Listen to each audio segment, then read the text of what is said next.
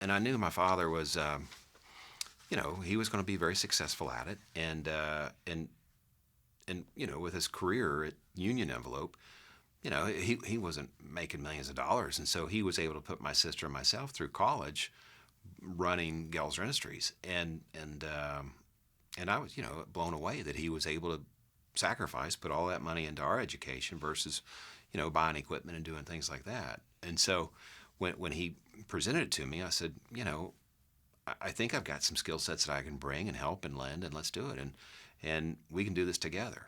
And so my father was only 23 years older than me, and so really very similar in age and very similar drive, and wanted to make sure that that you're successful in life. You don't want to see anything fail. You want to see it take off and explode, and do a lot of fun things with it and benefit everybody around you while you're doing it.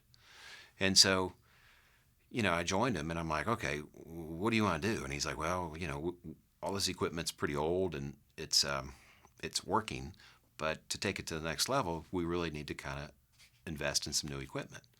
And I said, well, maybe I can work with somebody that I met at the bank and who can help us, get a loan for the first machine. And we did that. And we had a guy named Bob who was not that much older than me.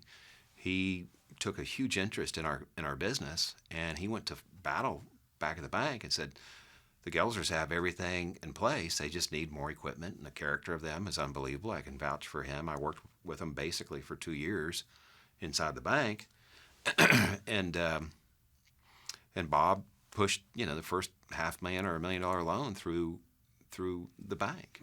And so sure enough, we turned on that machine. We had to relocate because the building that we were in was much too small. My father started in 6,000 square feet, and then we took over the build. He did every 3,000 feet. So we went from 6 to 9 to 12 to 15, and then we maxed out the building. It was too tiny, and so we relocated over in Centerport Business Park, which is just south of DFW Airport, and we rented a building, and we started in there with the first 527 W&D, and we had a lot of faith with the sales guy from W&D. His name was Hardy Krantz, and that's a very famous name because his father was incredibly innovative in the envelope industry, and Mr. Krantz was an innovator, and he really changed the industry on how the industry functioned. And so Hardy was a sales guy, and we really liked him, and he really brought to us a lot of industry knowledge. And he said, hey, here's the machine you need. And we said, okay, let's buy one. And we had the bank to finance it. And then about every year we would buy another machine.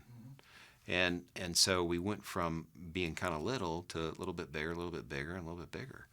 And it was really dynamic and exciting times.